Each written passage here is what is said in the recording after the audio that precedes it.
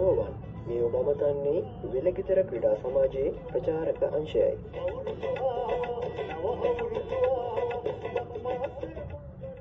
35 වන වරටත් සංවිධානය කරන මහා භක්මා උළෙල.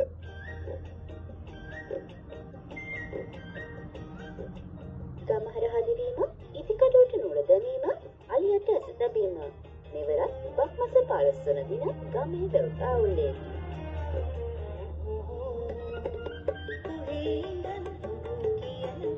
සුන්දර බක්මහේ අවුරුදු සැනකෙළියට ඔබ සැමට ආරාධනා.